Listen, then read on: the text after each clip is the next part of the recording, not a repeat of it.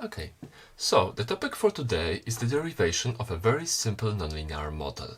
We would like to simulate the behavior of a simple pendulum. A pendulum is one of the most simple nonlinear models. You only have a mass m, and this is actually a point mass, so it is without any shape. It's just a little mass that is moving through space. It is mounted on a massless and shapeless rod of length L.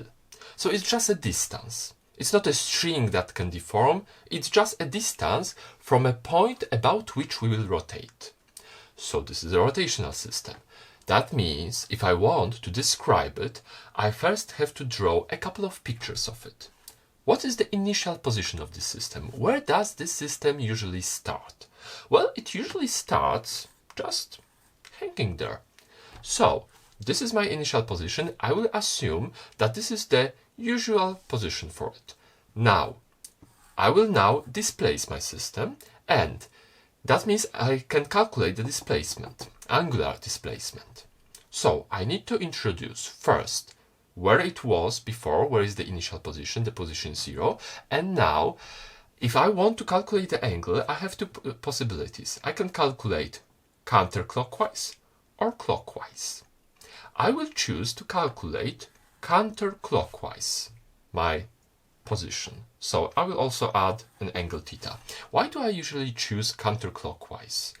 Because when it comes to mathematics, if you draw a coordinate system, the most intuitive way is to choose those two arrows pointing here to the right and to the top. That means your first quarter, where everything is positive, is here. Where is the second quarter? Here. And the third, and the fourth. That means if you want to move from the first to the second, you have to do something like this. Oh, yes, you are moving counterclockwise. That's why I usually choose it as a default one. It's easier later on. I've got the angle theta, and also if I want to move this system, I need to add an information about the velocity. I will now add an angular velocity, omega, to this system. Okay, now if I've got omega, what else do I need? This will be a mass in the Earth's gravitational field, so I will have some acceleration g pulling it downwards. Since I'm on Earth, this will be equal to just about 981 meters per second square. Okay, so this will be an acceleration, so my body will actually accelerate downwards, if left alone, of course. Okay, that means it will have its own acceleration. So the full set of my variables that I will be using will be an angle theta, an angular velocity, omega, and an acceleration, so a second derivative of theta. Okay, but those two, okay, they are already linked. What about acceleration? Can I calculate it? Yes, I can use Newton's laws of dynamics to calculate forces that are acting on this pendulum and calculate how it is moving. But that's a more primitive method. Today, I would like to introduce the method based on energies. So the Euler-Lagrange method of calculating the dynamics. In order to do that, I would like to describe my initial picture using the energies. So what are the basic energies of a moving system? If I've got only one body with a mass m, that means I've got one kinetic energy. I've got a kinetic energy mv squared divided by 2. Yeah, that's quite simple.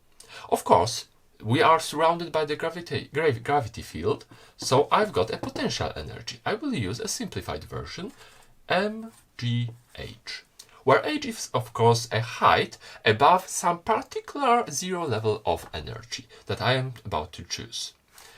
So in those two, I do not yet know what is the velocity v, a linear velocity, and what is the height above a zero level of energy.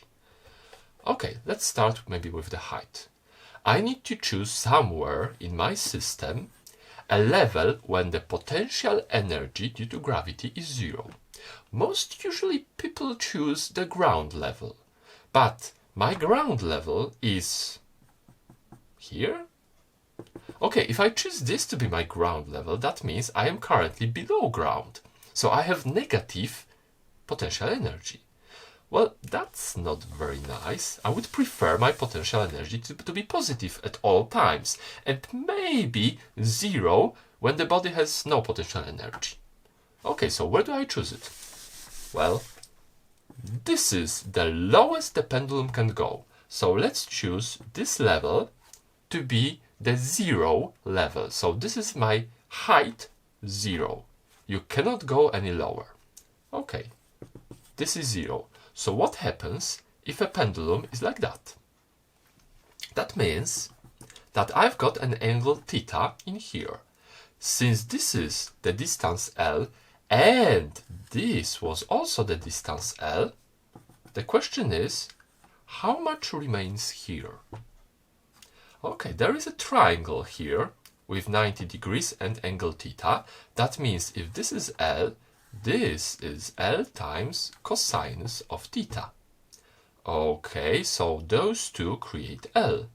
So H is full L, and now let's subtract, so minus L cosinus theta. Okay, that's it. I've got the height, this little piece right here. So I've got everything I need for the potential energy. What about kinetic energy? As we said, this is a simple rotation. So if I take from physics a very simple rotation, I can join together two velocities. I can join together an infinitesimal velocity forward v together with an angular velocity omega. I can do this using the radius. My radius in this particular scenario is L. So the linear velocity is the angular velocity times the radius. Okay, I've got both informations I need for my energies. So I can now go forward and calculate Lagrange equations for dynamics. We start with a Lagrangian.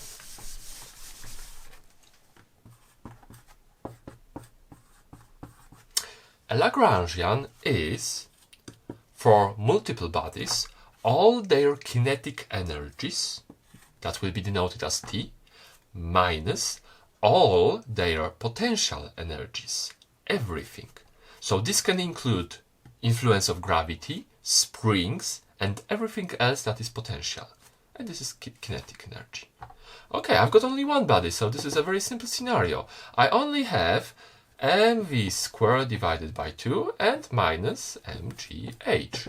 Of course, I can substitute v for something a little bit, well, better. Omega is the first derivative of theta.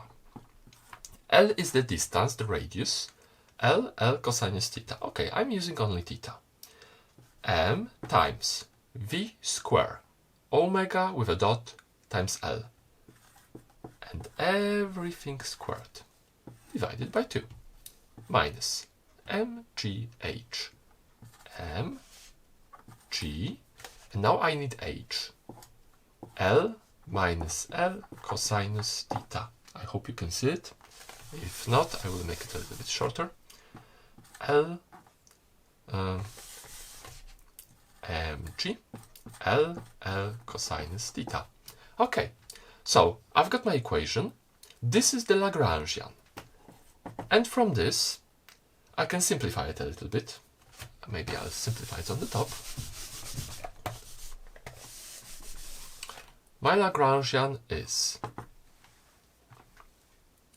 ml squared by 2, those are all the constants in the first term, in this one, times theta with a dot, so a velocity squared, and now minus mgl, that's the first part of my bracket, and the second part is mgl cosinus theta.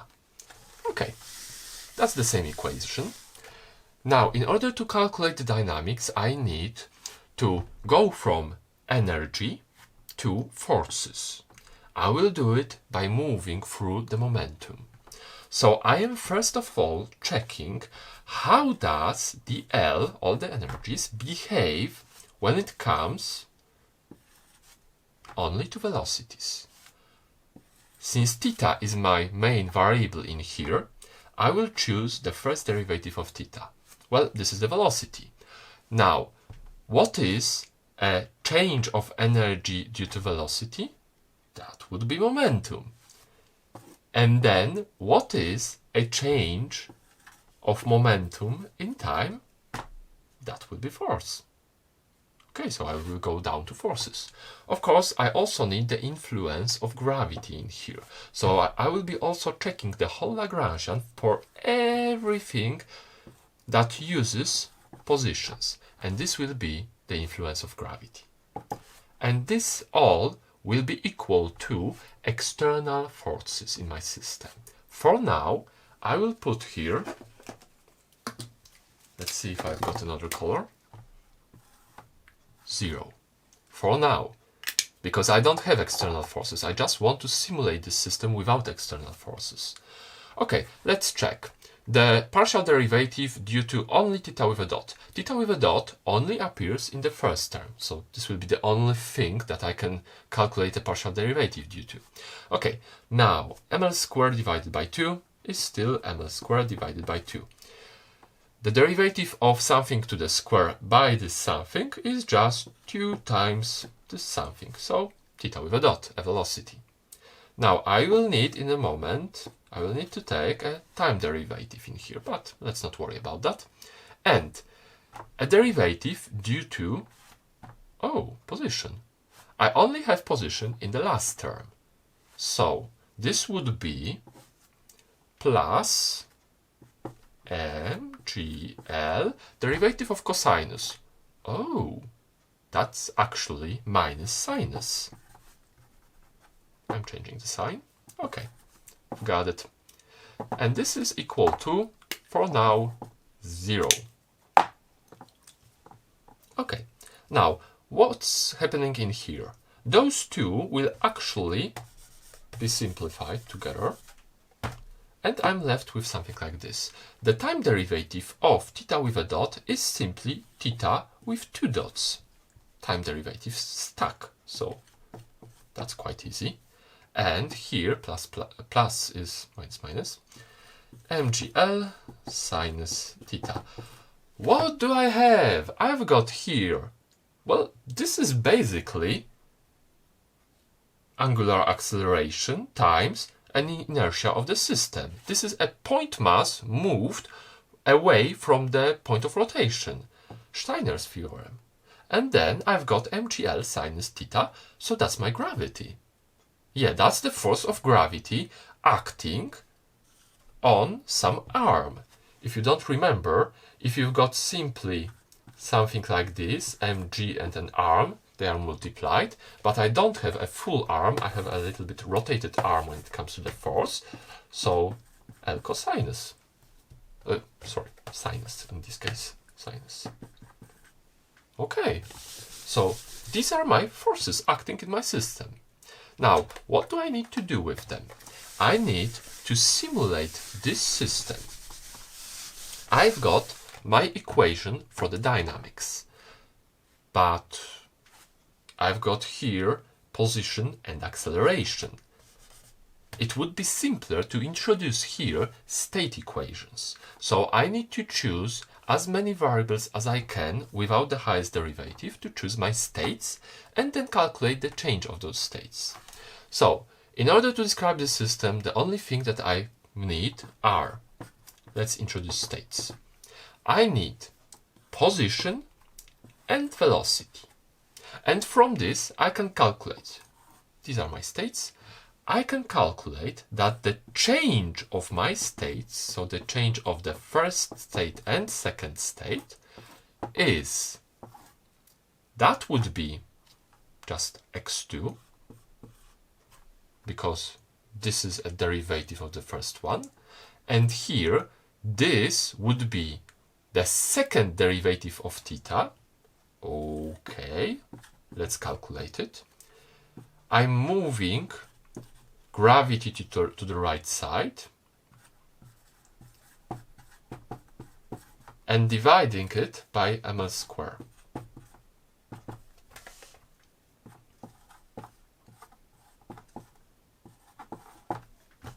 Okay, minus GL sinus theta. Minus GL sinus theta is x1. And that's it. That's my first model of a pendulum that I would like to analyze. Okay, let's put it into MATLAB and see what happens.